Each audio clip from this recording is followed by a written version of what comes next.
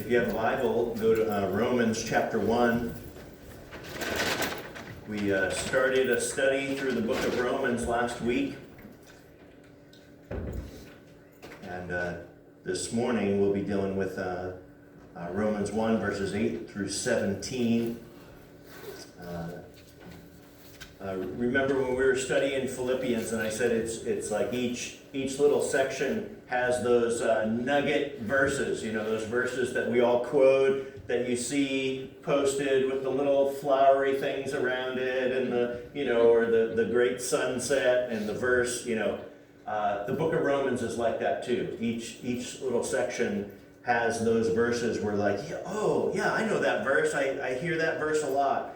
And so the same is true for this passage at the end of it, verses 16 and 17, really giving us the theme for the book of Romans. It says, starting in verse 8 of Romans 1, "First, I thank my God through Jesus Christ for all of you, because your faith is proclaimed in all the world.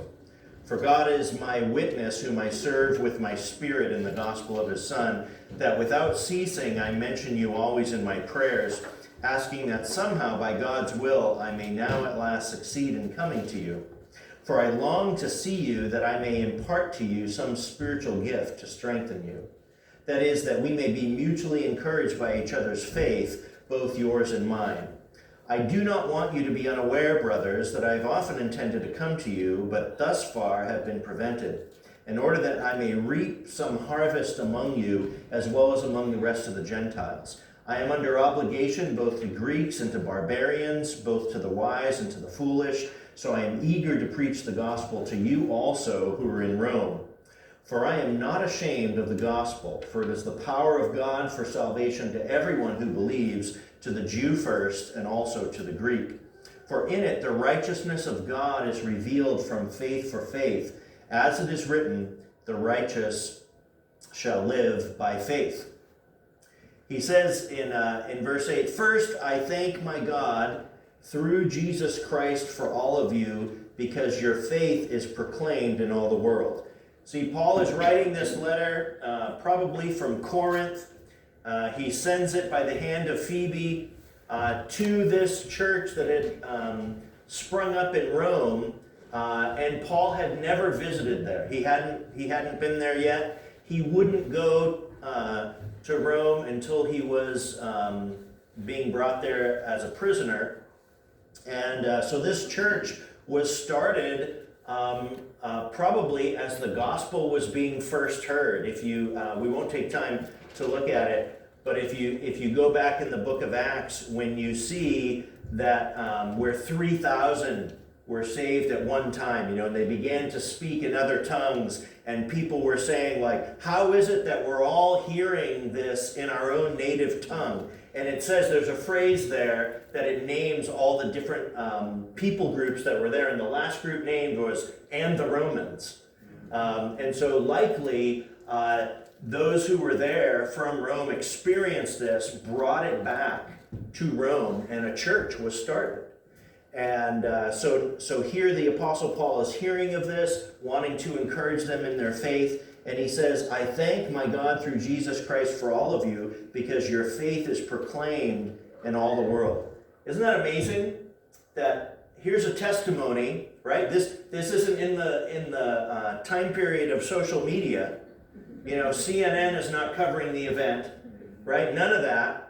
And yet the reputation of these believers is even greater than the Roman Empire, right? The news isn't, hey, what's the Roman Empire up to these days? The news is, I'm hearing about your faith in the city of Rome, and it's proclaimed in all the world, right? That's the power of the transformation of the gospel.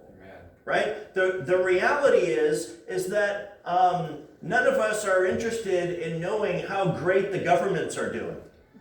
Right? In fact, we care more about the Super Bowl than what's the score of governments, right? Well, China's at the floating balloon stages, that's where they're at, right?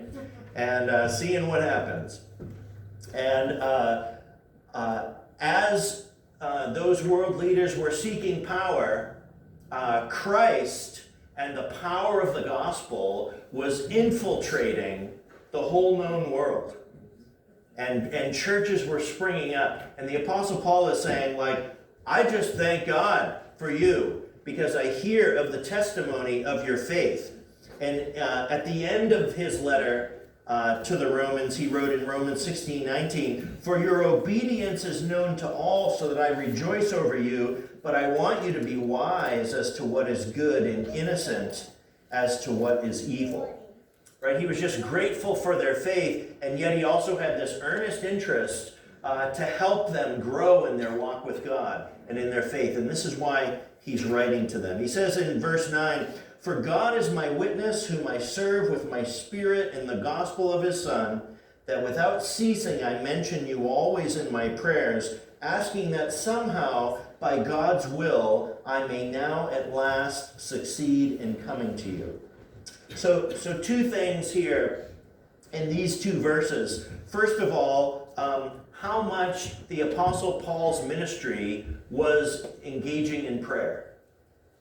He spent a lot of time. This isn't the only group that he talked about praying for. Like he would say in 2 Timothy 1:3, "I thank my God whom I serve as I did my ancestors with a clear conscience, as I remember you constantly in my prayers night and day." Right? He would tell these churches that he was writing letters to, "I'm praying for you constantly." Right? The kind of guy that I imagine